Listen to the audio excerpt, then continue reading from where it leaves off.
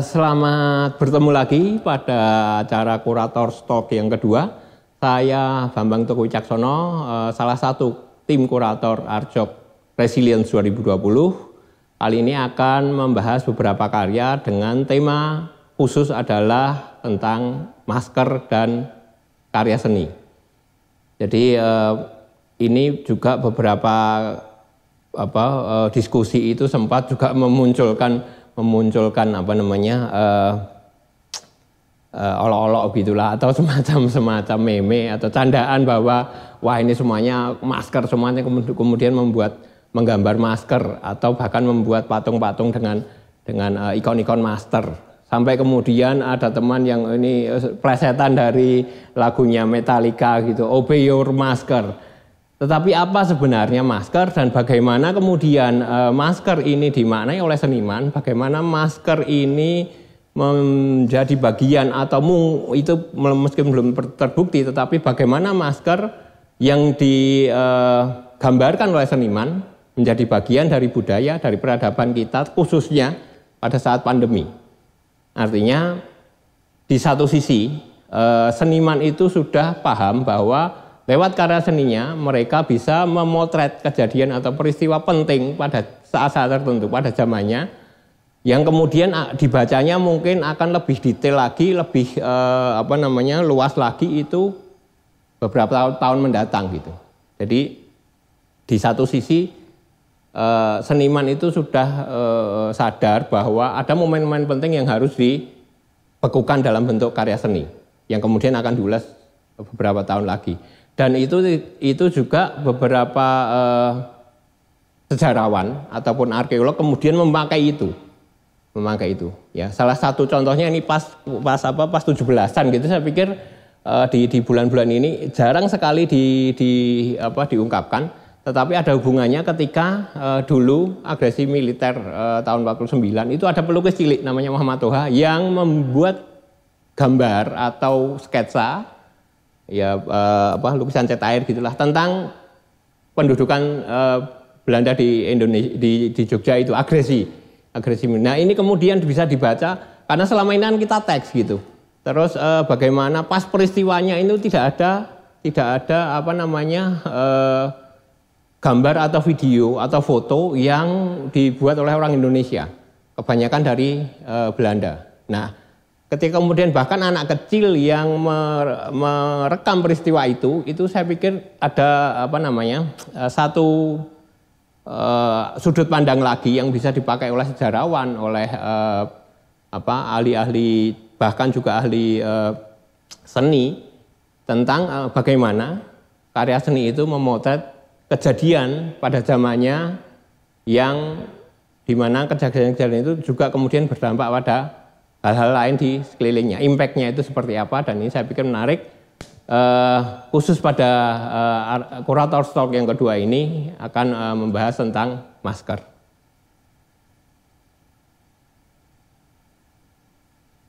Ya, ini adalah karya grafis cukilan kayu dari Mas Gunawan Bonaventura.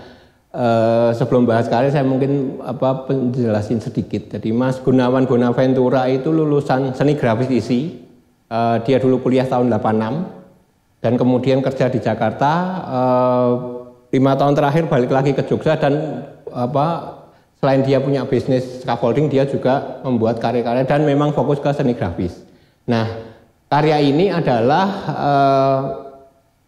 judulnya Adaptation, tentang bagaimana Mas Gunawan membayangkan kegiatan new normal, terutama yang ada di ranah untuk anak-anak dan sebagainya, itu seolah-olah masih seperti sebelumnya, bisa di luar ruangan dan sebagainya. Hanya memang kemudian ada satu atau dua hal yang perlu diperhatikan atau dipakai. Salah satunya adalah masker. Jadi bagaimana tampak di sini dua orang yang bermain pelah ini. Itu memakai masker, dan memang kemudian ini kayak temanya itu kayak tema yang lama yang tahun 80-an, karena memang itu yang selama ini dibuat oleh Mas Gunawan tema-tema tentang Jawa atau Jogja zaman dulu, tapi juga kemudian dihubungkan dengan modernitas yang ada sekarang gitu. Nah, sebelum lebih lanjut ke tentang bagaimana karya ini, mungkin saya jelaskan sedikit di teknisnya, karena ini kalau dilihat kan sepertinya dua image yang terbalik gitu seperti cermin. Jadi ini adalah cukilan kayunya, ini pakai hardboard yang dicukil, kemudian di roll, dikasih warna, kemudian dicapkan di sini. Nah, ketika warnanya macam-macam, dia juga nyetanya macam-macam. Jadi kayak stempel, dicukil, dicetak, dicukil, cetak segala macam. Nah, ini kenapa masternya dipamerkan juga, itu sebenarnya untuk menunjukkan itu bahwa kerja grafis itu adalah seni mencetak yang dengan logika terbalik, sehingga kemudian yang kanan jadi kiri, kiri jadi kanan.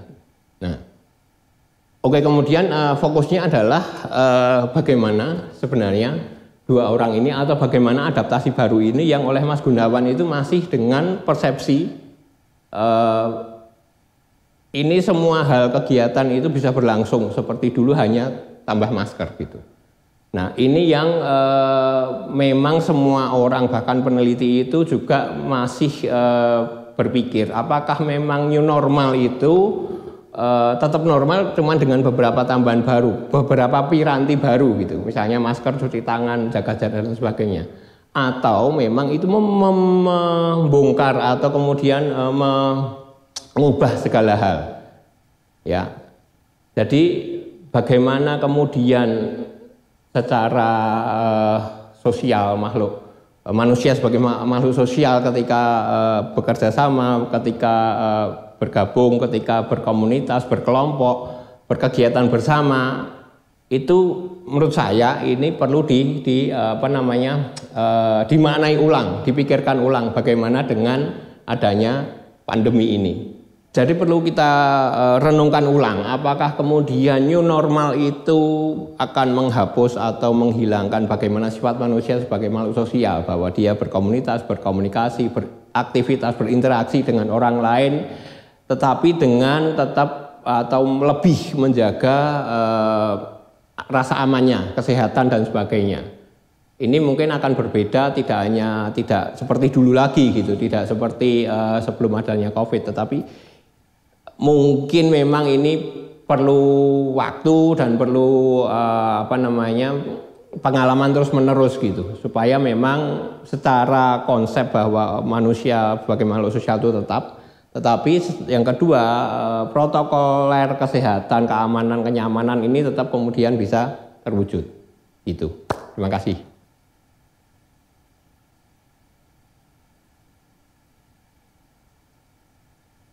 Ya, kita ke karya berikutnya. Ini adalah karya lukisan dari Pak Sunaryo. Pak Sunaryo, beliau adalah dosen di ITB. Dan dulunya juga kuliahnya di ITB, dan banyak selain membuat karya lukisan, beliau juga membuat patung, karya-karya instalasi dan sebagainya. Nah, khusus untuk Art Jog Resilience ini, Pak Sunaryo menghadirkan lukisan dengan tema masker dari keadaan new normal, tetapi yang dihubungkan dengan pelaku bidang seni tari, terutama seni tari Bali. Ada 7 orang penari Bali yang memakai protokol kesehatan, yaitu masker dan juga hand sanitizer dan sebagainya.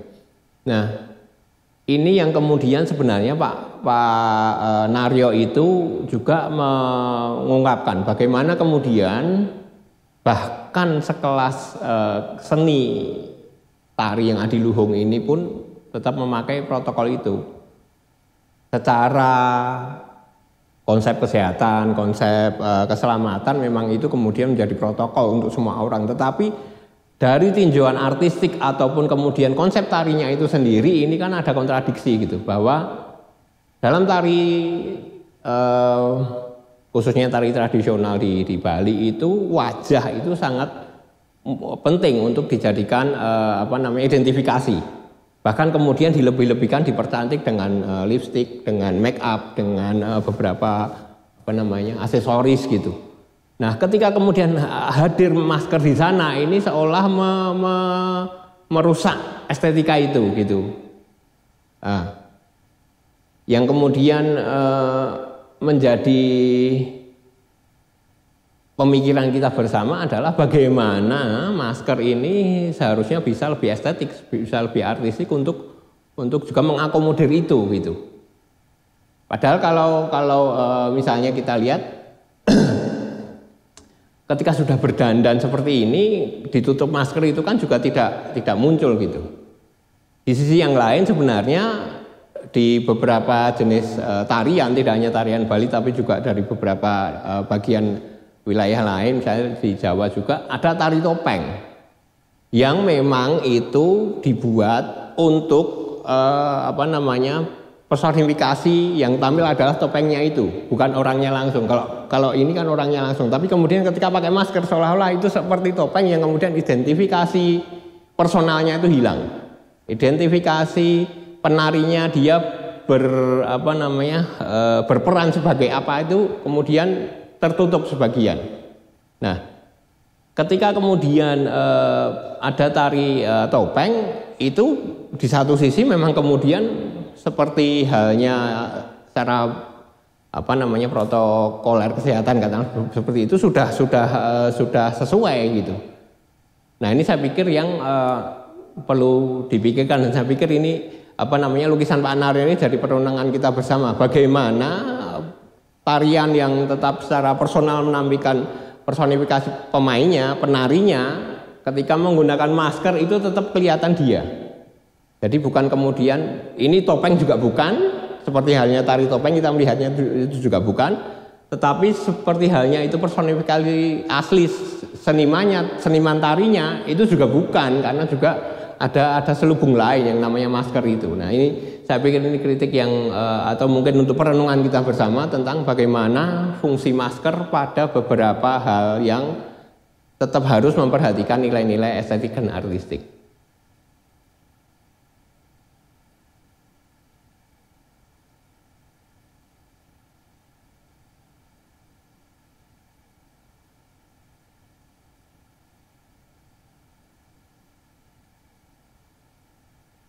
Ya, kita menginjak ke karya berikutnya yang akan kita bahas masih dengan tema masker dan karya seni ini.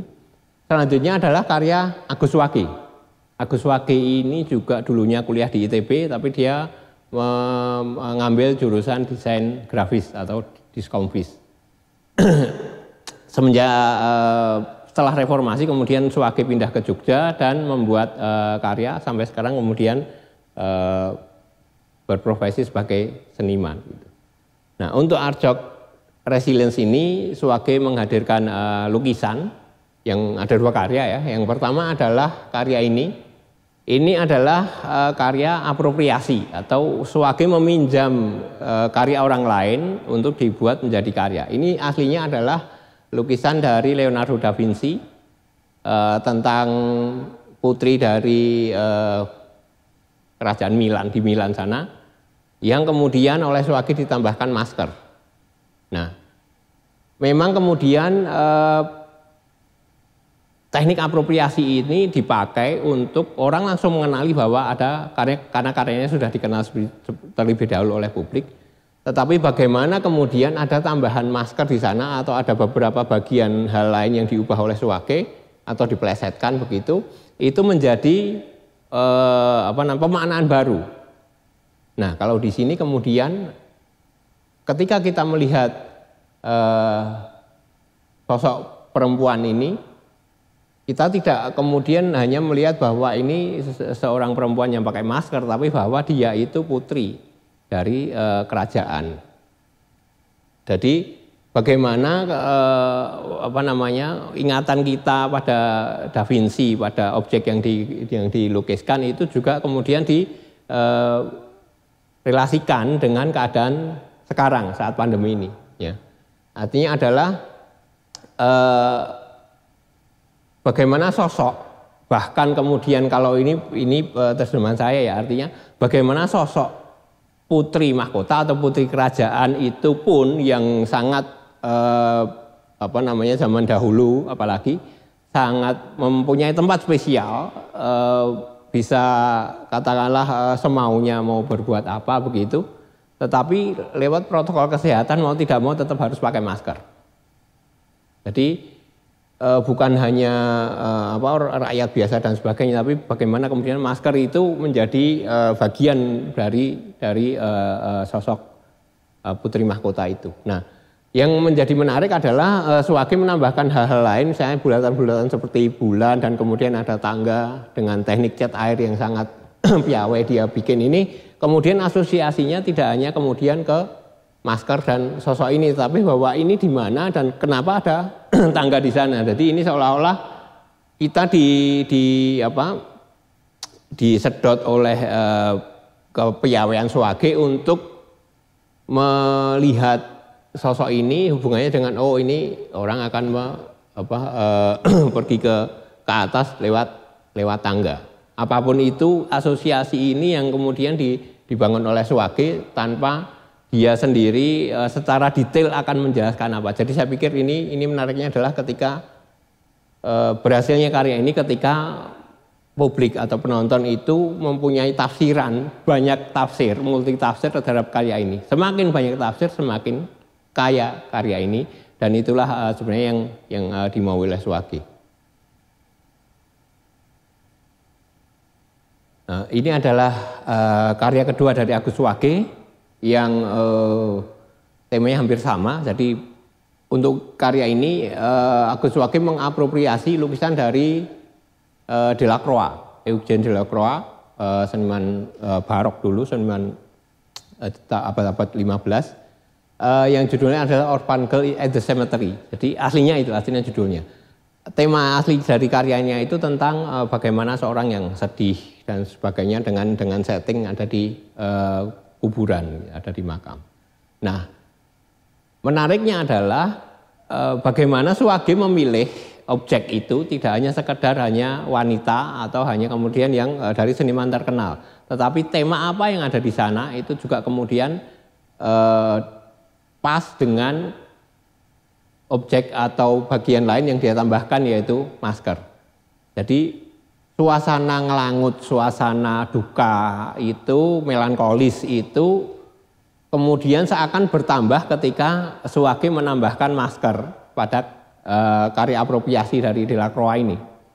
Nah, hal-hal lain adalah ada yang kemudian sama seperti lukisan sebelumnya membuat imajinasi kita menjadi menebak-nebak atau bertambah adalah beberapa ikon-ikon, misalnya seperti gelembung sabun, atau kemudian ada orang meneropong di sana, ada orang main kabuki sebagai raksasa atau tokoh-tokoh yang memegang pedang ini, dan juga tangga gitu. Jadi asosiasi ini lewat plesetannya Agus Suwagi, lewat apropriasi karyanya, kita dituntut untuk kemudian bisa mengembangkan imajinasi itu, tetapi patokannya tetap dengan di wajah sosok yang pakai masker gitu. Jadi masker dipakai oleh Suwagi sebagai titik tolak untuk kemudian kita melihat hal yang lain yang ada di sekitarnya. Tentu saja ketika berhubungan dengan masa-masa pandemi ini, kita kemudian menjadi berpikir gitu.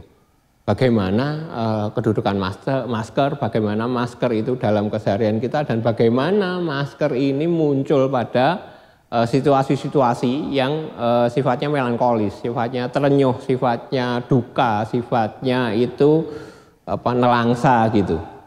Nah, itu yang saya pikir kemudian sangat cerdik dihadirkan oleh Suwagi lewat lukisannya ini.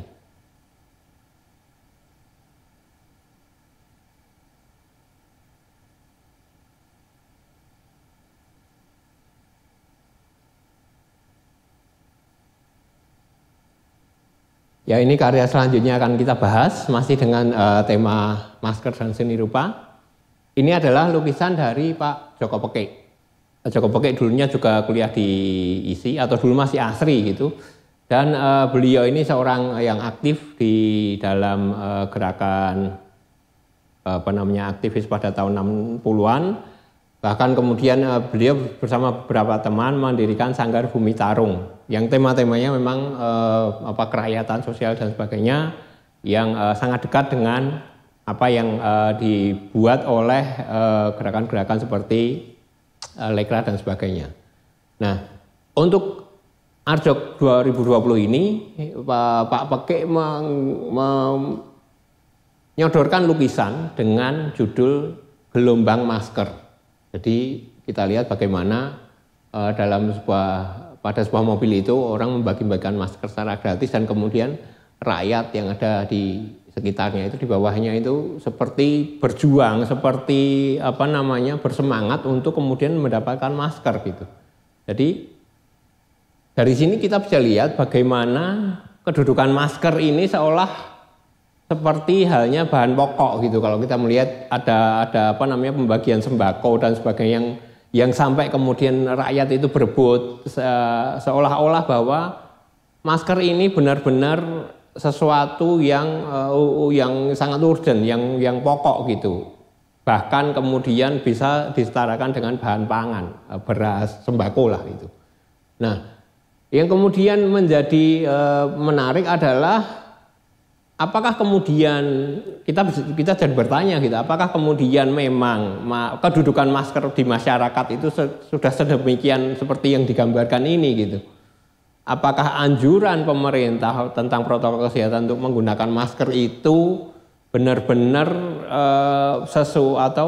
sepadan dengan bagaimana pemaknaan masyarakat pada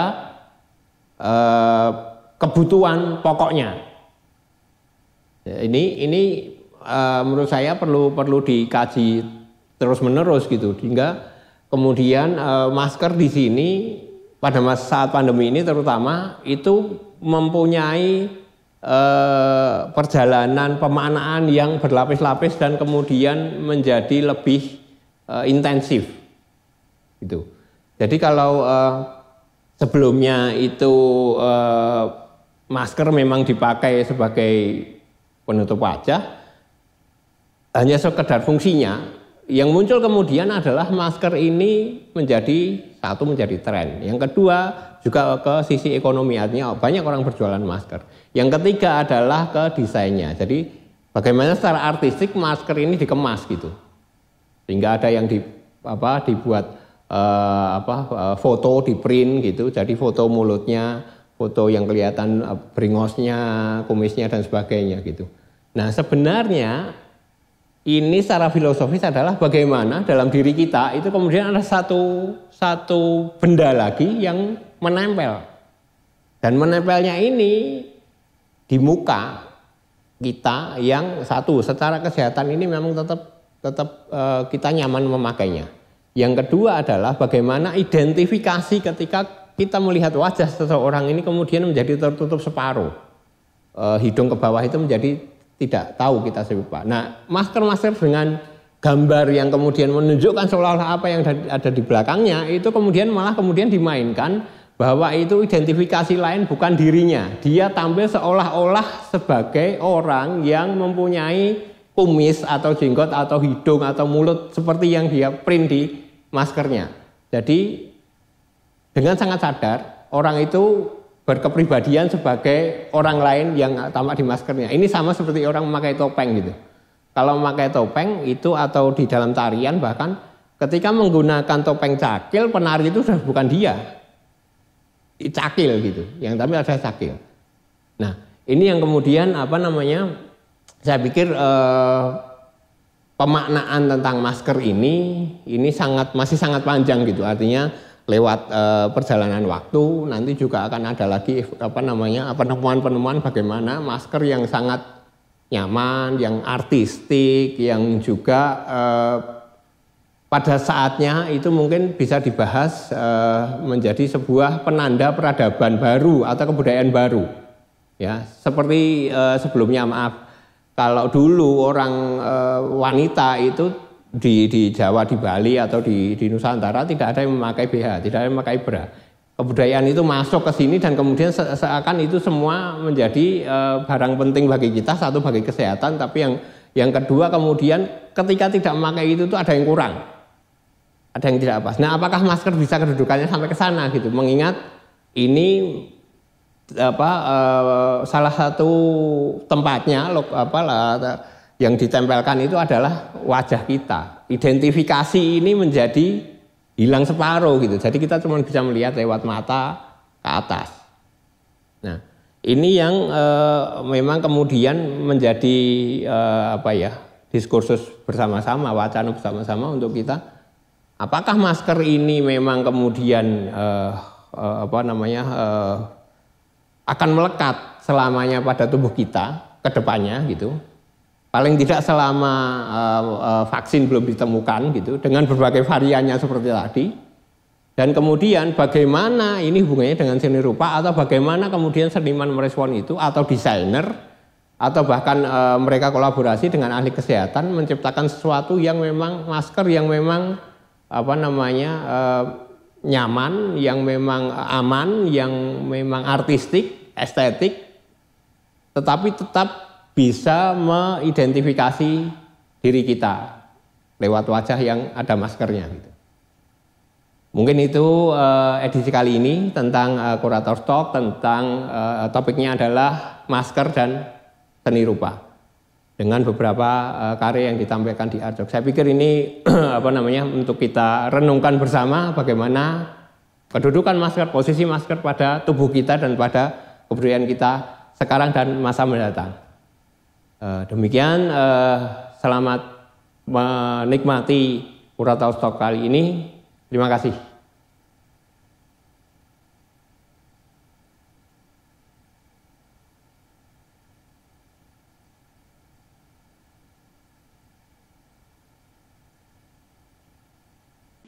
Di Kurator Talk, mungkin tadi sudah pada melihat videonya.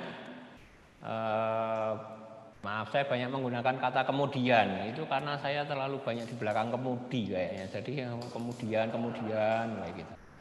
Oke, sampai dari sini setelah melihat penjelasan tadi yang di video, mungkin ada pertanyaan bagi teman-teman yang bergabung di acara ini. Ya, silahkan. Belum ada. Ada satu tadi yang bertanya, apakah Pak Sunario pendiri Selasar Sunario Altruis? Betul sekali Mas, di Bandung sana. Karena pertanyaannya singkat, ya jawabannya singkat, betul. Ya, ada lagi? Belum ada? Nah, kalau nggak ada yang tanya, seneng saya.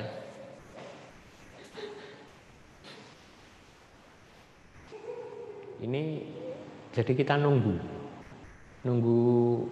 para pirsawan ini mengomentari atau bertanya gitu.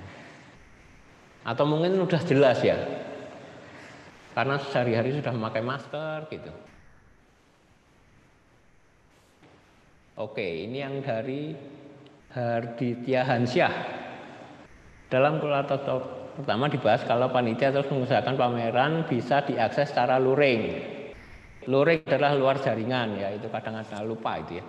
Apa saja sih kendala yang ditemui, misal perizinan, kepolisian dan lain-lain. Share dong agar vibe-nya resilience bisa menular ke komunitas-komunitas seni lain di daerah-daerah lain pula. Terima kasih pertanyaannya. Jadi memang kendalanya adalah tidak hanya sekedar menyiapkan karya, tapi juga bagaimana protokoler kesehatan ini benar-benar kita siapkan gitu. Jadi satu, memang tidak berkerumun. Yang kedua, bagaimana karya itu juga dan juga beberapa hal di sekitarnya ya itu tidak interaktif, dipegang dan sebagainya. Yang ketiga adalah kita harus benar-benar siap terhadap pengunjung yang datang, makanya kemudian kita batasi dan ada sesinya gitu. Misalnya besok Artjok ini udah mulai kunjungan langsung, rencananya ini bulan September, setelah sebelumnya di akhir-akhir di minggu-minggu ini ya itu ada uji coba dulu, dan ini uji coba ini dicek beneran sama dinas terkait, dinas pariwisata, dari gugus COVID dan sebagainya. Itu sudah layak belum, ini sudah siap belum, sudah mampu belum Artjok ini dikunjungi langsung. Kemudian sistemnya itu online-nya tiketnya dibeli online, kemudian ada 3 sesi besoknya itu. 3 sesi kunjungan yang dibatasi. dalam satu sesinya itu sepanjang 2 jam, sekitar 2 jam, itu maksimal 50 orang. Kenapa 50? Karena kami mengukur menghitung luasan ruangan dan juga bagaimana flow pengunjung supaya tidak bergerombol dan juga sebisa mungkin dalam satu ruangan itu satu penonton, sehingga interaksi antar penonton itu diminimalisir gitu. Nah kemudian 2 jam setelah itu ada setengah jam kita persiapan, artinya harus dibersihkan lagi, misalnya handle pintu kita lap lagi, disemprot lagi dan sebagainya. Dan ada lagi 2 jam berikutnya itu kunjungan untuk kloter kedua. Demikian juga dengan kloter yang ketiga. Jadi mulainya adalah jam 10 pagi sampai jam 12, break setengah jam, kemudian 2 jam lagi, break setengah jam, dan yang ketiga. Jadi hanya 3. Kalau dihitung total itu paling sampai jam 5 sore. Hanya sampai jam 5 sore. Dan kami sadar bahwa ini juga tidak bisa mencakup atau kita bisa menampung banyak penonton karena ya mau tidak mau protokol kesehatan ini harus dipatuhi benar gitu. Karena ibaratnya kita ini kan berhadapan dengan atau mulai bersinggungan hidup dengan sesuatu yang tidak nampak gitu. Jadi virus ini juga kita tidak tahu apakah pengunjung yang datang itu dari mana dan sebagainya. Meskipun ya kami juga tetap mengharap para pengunjung yang akan datang ke Arjok besoknya itu juga tes tes COVID dulu. Bisa swab, bisa juga yang rapid gitu. Lebih bagus yang swab. Artinya ini benar-benar kami juga aman. Di luar itu kami juga harus menanggung rasa aman dari pengunjung lain. Karena kita tidak tahu semua apakah yang berkunjung ini beneran sehat, beneran tidak jadi mediator bagi virus dan sebagainya. Gitu ya kira-kira jawabannya untuk Harditya Hansyah. Oke. Ada lagi pertanyaan?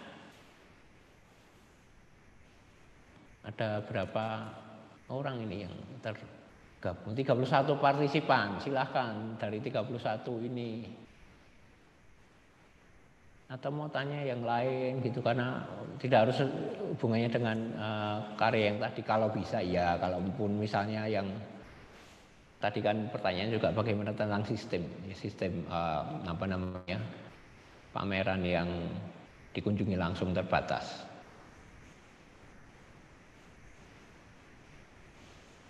Belum ada ya? Oke, kalau belum ada mungkin saya menjelaskan sedikit ya.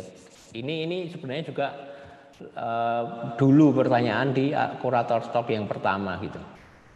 Tentang pameran yang kemudian online. Bagaimana sih kemudian pameran online? Dan juga itu tadi ditanyakan waktu ketemu dengan wartawan gitu. Jadi bahwa secara filosofis pameran seni visual, seni rupa itu adalah kedekatan penonton dengan seniman, dengan karya. Jadi filosofinya adalah seeing is believing. Melihat itu percaya. Ketika saya melihat langsung, ketika saya hadir di sana, ada keakraban, ada keintiman dengan karya, dan kemudian dari sanalah kemudian makna-makna itu muncul. Nah, ketika kemudian karya ini dihadirkan lewat layar, tidak langsung, itu kan ada ada lapisan-lapisan baru lagi, yang bisa juga itu distorsi, bisa juga itu delay, bisa juga itu tidak sesuai, misalnya warna gitu.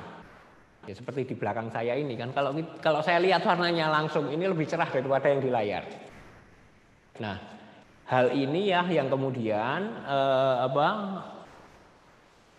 dirasa bahwa ketika langsung seeing is believing-nya itu adalah dengan mata kepala sendiri, langsung lihat gitu. Jadi ketika kemudian pameran karya yang online itu memang tidak kemudian ditarik ke arah yang offline itu yang online ini ditarik ke pengertiannya seperti online, tetapi sudah beda, filosofinya beda gini. Contohnya adalah ketika misalnya kita main game, kita main game di internet gitu ya, online game. Itu memang benar-benar digital itu yang hadirnya di sana. Nah, apa yang kemudian membuat penonton tertarik untuk terus-menerus melihat karya yang dihadirkan secara online? Satu, tentu saja bukan masalah seeing is believing, tetapi ada sensasi di sana. Seberapa besar sensasi itu, seberapa besar penonton ingin melihat terus, ingin tahu lebih lanjut gitu. Yang kedua adalah ada seperti sifat ketergantungan, atau bagaimana karya-karya itu juga menimbulkan adrenalin kayak kita main game gitu. Menurut saya itu artinya seperti itu. Karya-karya dengan media online itu juga dengan pemahaman seperti halnya game online misalnya. Kalau selama ini yang dikerjakan adalah membuat pameran online dengan pendekatan pameran offline, itu dengan memirip-miripkan seperti itu akan susah sebenarnya. Harus dengan pemaknaan baru, harus dengan filosofi baru. Jadi bagaimana kita menatap layar, ya apa karya yang ada di layar itu. Bagaimana kemudian kita berinteraksi dengan layar, berinteraksi dengan senimannya atau kreatornya atau sistem yang ada di karya itu yang tampil lewat layar, itulah yang kemudian akan memunculkan sensasi-sensasi, adrenalin dan sebagainya. Jadi menurut saya seperti itu. Oke, ada lagi pertanyaan? Dari Yogi Asidiki. Mohon izin bertanya, saya izinkan. Dalam Arjok 2020 ini, pokok dasar pemikiran tema resilience apakah hanya sekedar relasi dengan seniman atau punya latar belakang referensi karya terdahulu dalam kondisi yang sama? Terima kasih. Oke, ya. Yogi Asidiki, terima kasih pertanyaannya. Jadi memang begini. Yang pertama tadi, tema resilience ini kan ketangguhan, ketahanan. Nah,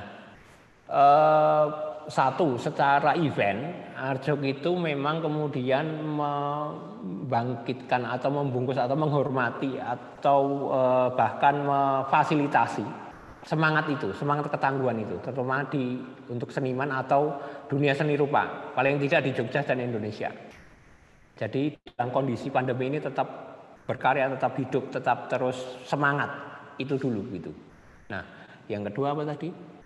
Referensi karya terdahulu dalam kondisi. Nah, kalau referensi ini mungkin kaitannya berbeda, tetapi yang menjadi catatan penting adalah setelah ada jarak waktu gitu, misalnya sekarang kita bisa melihat karya Edward Munch yang begini loh, The Scream itu ada di emoticon itu ya.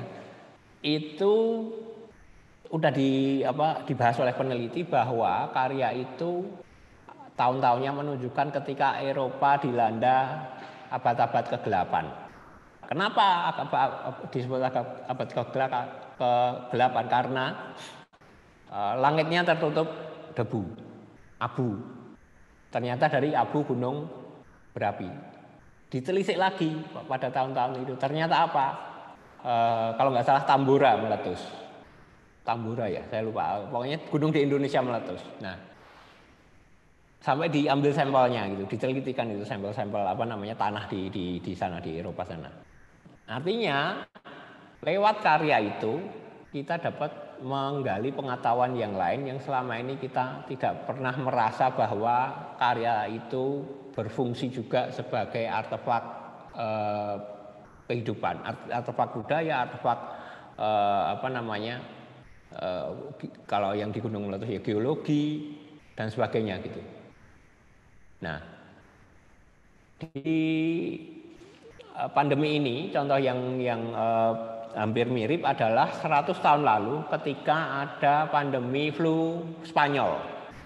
Ketika flu Spanyol itu ada juga beberapa desainer yang membuat masker atau katakanlah kaos kostum tapi ada maskernya gitu. Maskernya itu bentuknya kayak paruh burung dengan kacamata dari bahan kulit ya. Kalau kita lihat sekarang ini sangat fashionable, tetapi mungkin pada zaman itu yang jadi pemikirannya pertama adalah kesehatan, bagaimana aman tidak terkena flu Spanyol. Nah, ketika kemudian udah ada obatnya dan sebagainya, ya orang kemudian tidak memakai kostum atau pakaian seperti itu lagi.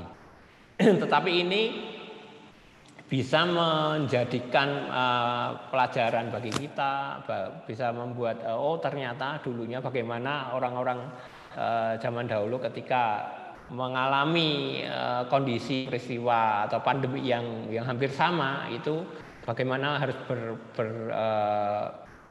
berperilaku, keputusan-keputusan apa yang dibuat dan sebagainya.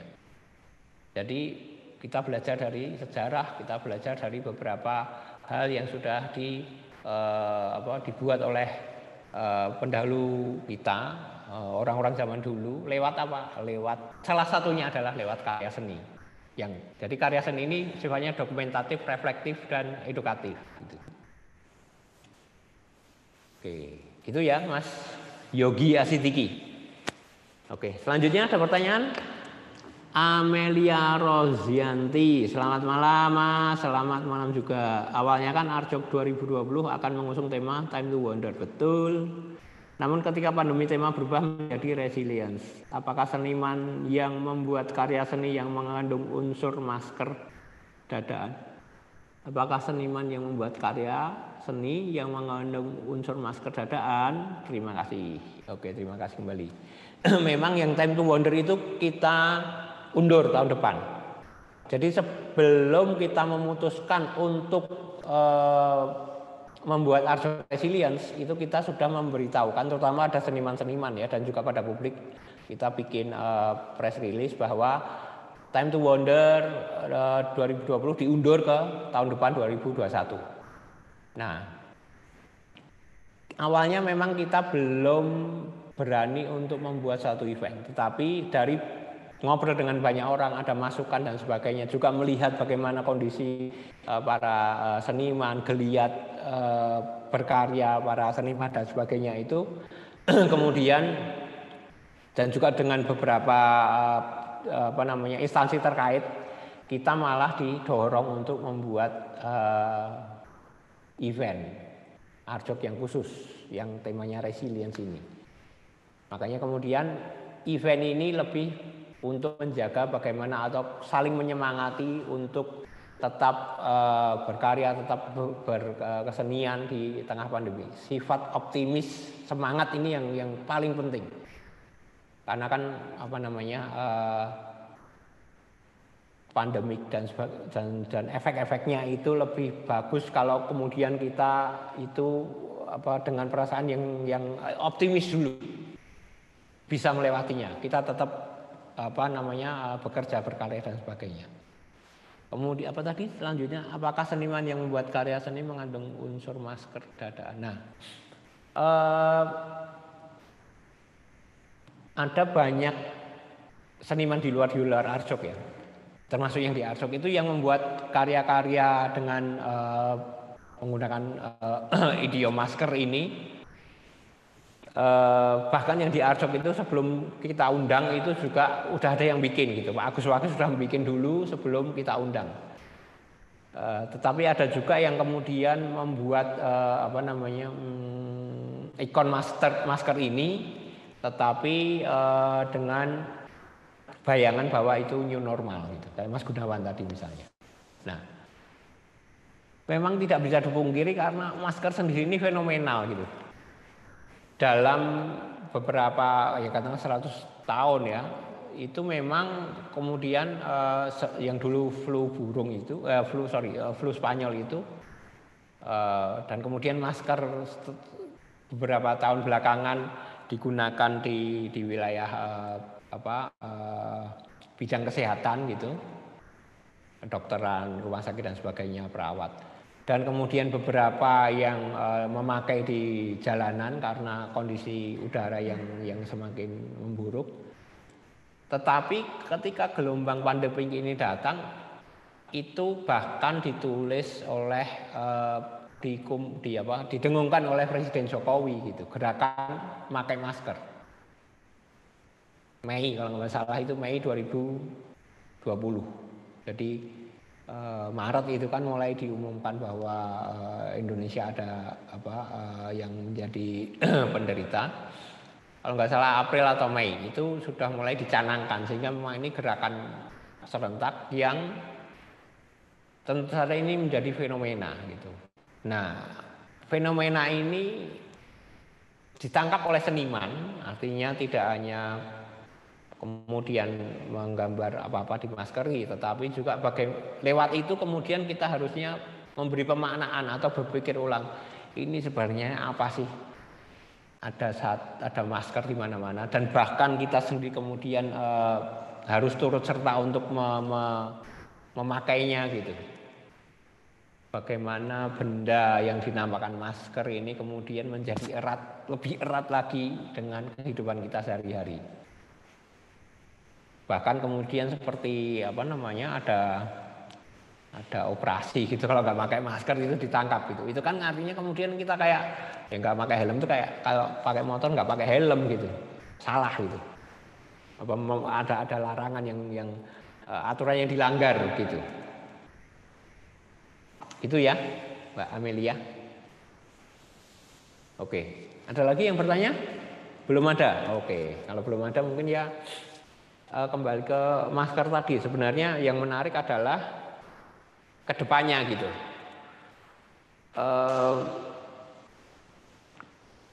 Paling tidak sebelum vaksin ini ditemukan dan terbukti efektivitasnya begitu.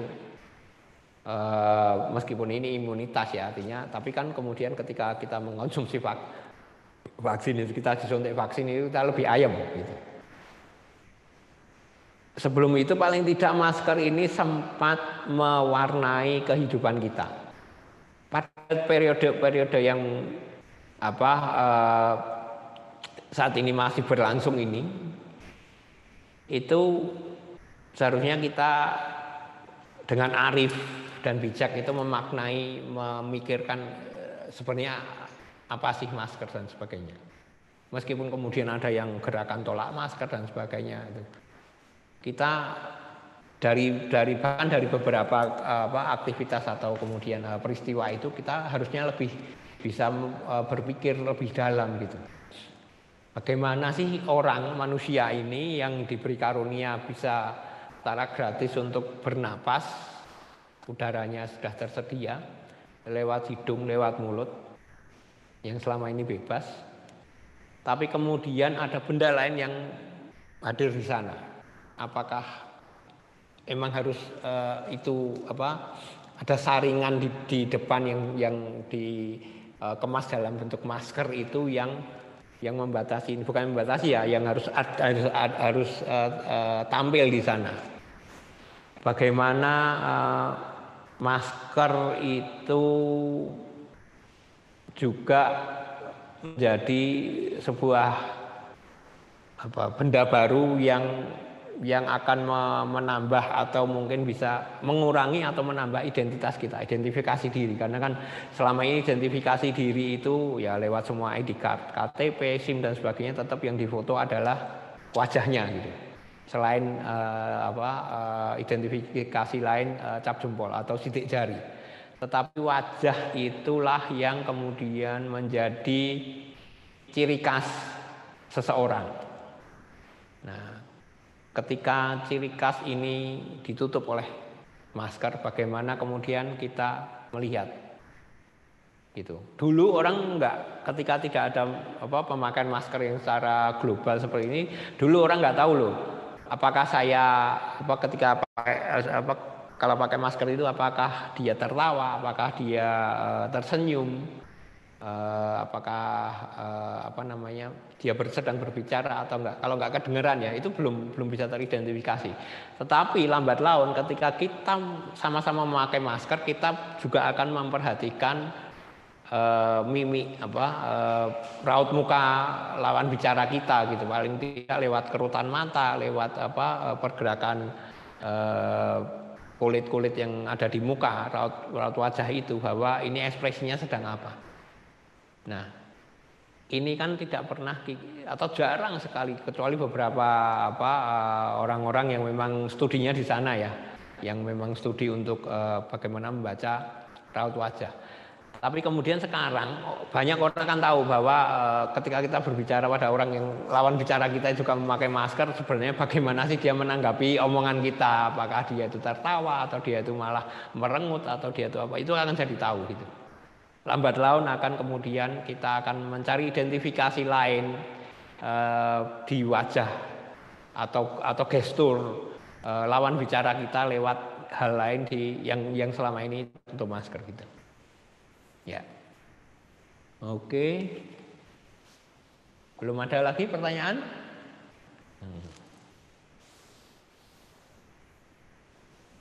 Oke. Kalau belum atau kita tunggu atau bagaimana?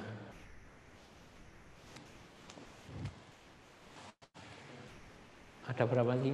29 orang.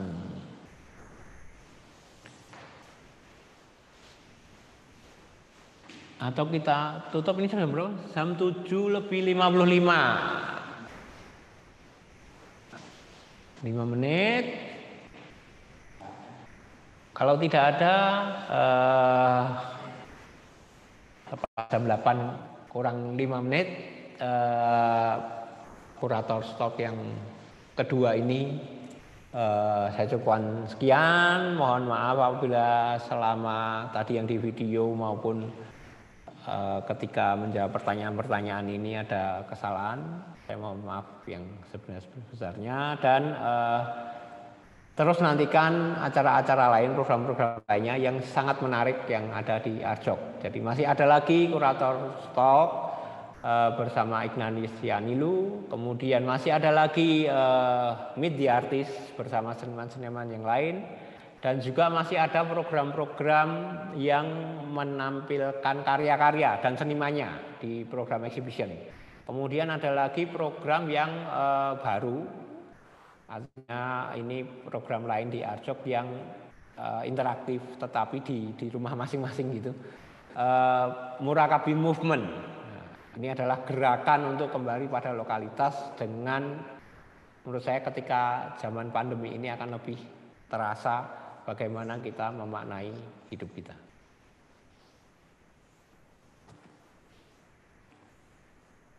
Exhibition video, oke. Bisa disaksikan juga di website kami arjok.co.id, exhibition view-nya. Jadi untuk yang terutama belum bisa ke Jogja atau memang masih melihat secara online gitu, bisa dilihat, pantau terus web kami, akan ada update-update menarik yang lain tentang Arjok. Itu mungkin yang dapat saya sampaikan.